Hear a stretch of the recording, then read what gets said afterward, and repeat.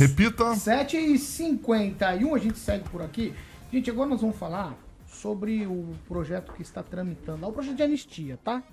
A oposição na Câmara dos Deputados conseguiu reunir assinaturas suficientes para dar início à tramitação desse projeto de pedido de urgência para o que prevê ali o perdão das penas aplicadas aos condenados pelos atos de vandalismo no dia 8 de janeiro de 2023. O pedido foi apresentado pelo líder do PL na Câmara, o deputado Sócrates Cavalcante, do Rio de Janeiro, e ele conseguiu 258 assinaturas, uma mais que o mínimo necessário, e esse número aí representa a maioria absoluta dos deputados, ou seja, mais da metade dos 513 parlamentares com um mandato. Diante de tudo isso, a ministra das Relações Institucionais do governo Lula, a Gleisi Hoffmann, declarou que considera que, entre aspas aqui, plenamente defensável a discussão sobre a redução das penas para os civis condenados pelos atos do 8 de janeiro. Vamos ouvir o que disse Gleisi Hoffmann. E, de fato, falar sobre anistia ou mediação de pena ou redução de pena, enfim, em relação a algumas pessoas do 8 de janeiro, eu acho que é plenamente defensável do ponto de vista de muitos parlamentares que estão ali. Talvez a gente até tenha que fazer essa discussão mesmo no Congresso. Agora, o que não pode acontecer é uma anistia àqueles que conduziram o processo do golpe no país. Ao Bolsonaro, aos generais, aqueles que foram responsáveis por planejar, e inclusive planejaram uma operação chamada Punhal Verde e Amarelo, que previa a morte do presidente Lula, do vice-presidente Alckmin, do ministro Alexandre de Moraes. Isso não pode acontecer jamais. Ô Daniel Matos, depois, assim, a corda estava esticadíssima. Aí reuniram as assinaturas, agora a corda já deu uma afrouxadinha. Parece que o discurso deu uma amenizada, né, Paulo? Aqui, para curiosidade, os 3 deputados de Maringá, né, Ricardo Barros, Nishimori e Faura, assinaram pela urgência. E agora a expectativa do presidente da casa, né? O Hugo Mota, fala-se que somente depois da Páscoa, né, ele está em viagem, ele seja analisado e colocado em prática. Isso acelera o processo, mas se já tiveram aí metade mais uma assinatura, diz que se realmente chegar a ele ao plenário, a chance de ser aprovado é grande. Então agora é muita articulação, esse feriado prolongado que vem, muitas conversas, muitas situações. A gente vê partidos que compõem a base do governo votando junto nessa urgência, o que pode dar algum ruído ali na política interna ali do presidente.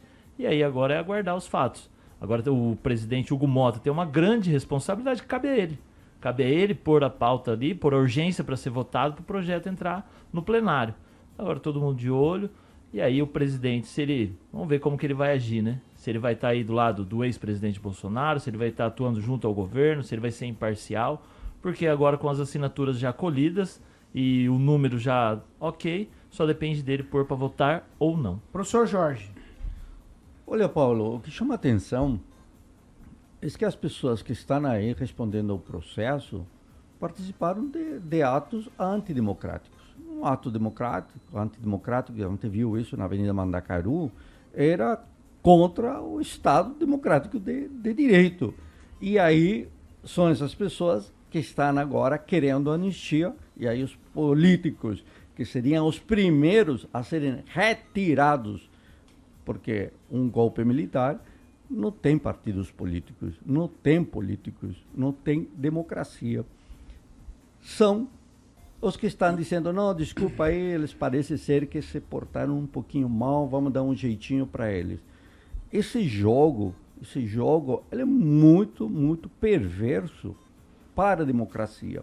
Então, já que a anistia pode ser para os sujeitos que queriam derrubar ou destruir a democracia brasileira, por que não, então, lutar por anistia para todos os presos?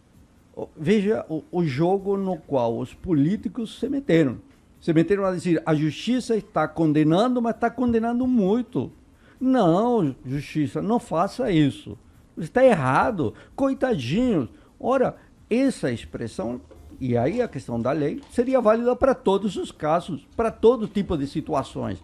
Então, anistia irrestrita para todos, inclusive para os estupradores. É isso que estão dando, esse é o recado que esses senhores deputados estão dando para a sociedade brasileira. A lei e a pena mantida enquanto não desagradar aos senhores políticos. É errado, totalmente errado. E Gleisi Hoffmann completamente errada nesse discurso aí centrista. Fernando... A justiça está, a lei está posta e ela deve ser cumprida. Fernando Tupan, quero te ouvir, vai. Paulo Caetano, eu venho falando que ia conseguir e o pessoal na bancada falando que não. Professor, é legítimo a anistia ampla, geral e restrita.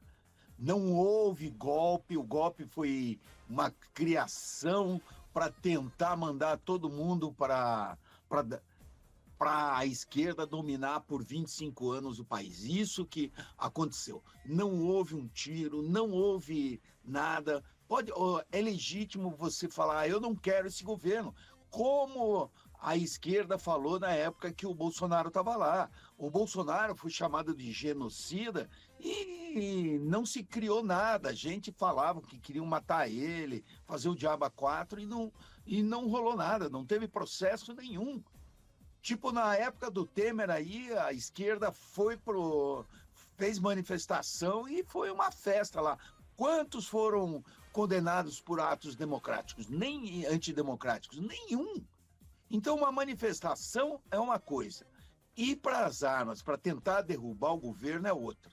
Aí eu concordaria com você. Se tivessem ido para as ruas para forçar uma revolução nos termos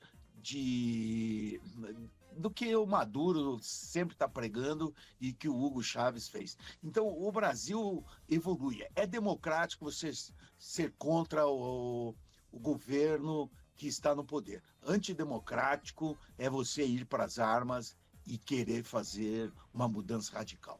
Paulo Caetano. Vamos lá, Ângelo Rigon. Bem lembrado pelo Tupã lá, como é que chama lá o cara da Venezuela? Não é o Maduro, antes do Maduro. Aquele Chaves, isso que o Reguilão gostava. Foi a partir realmente a Venezuela é o grande inspirador do Bolsonaro. Ele, tanto que o Chaves era ídolo do Bolsonaro. Aliás, o Bolsonaro, que é o autor dessa lei, que os juízes, os ministros simplesmente seguiram o que está na lei. Uma lei sancionada pelo Bolsonaro. Então, é absurdo você comentar quando um poder interfere no outro a esse ponto de anular, daqui a pouco até rouba banco, o faroeste novo lá, o cangaço moderno, daqui a pouco tudo vai ser iniciado.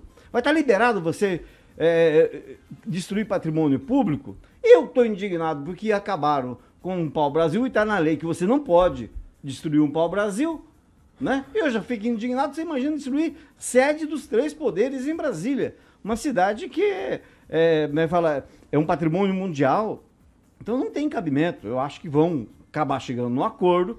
Uma coisa é você aprovar o pedido de urgência, outra coisa é aprovar as coisas, e porque isso é aos olhos da lei, das leis que muitos fingem que não existem. É ilegal. É ilegal. O que a Câmara está fazendo, o que o Congresso está fazendo, é absurdamente ilegal. É um suicídio político. Você vai ser permitido daqui para frente você invadir fazenda e não acontecer nada com você. Invadir a sua residência e você esperar ser anistiado. É um liberou geral. É um absurdo isso está acontecendo.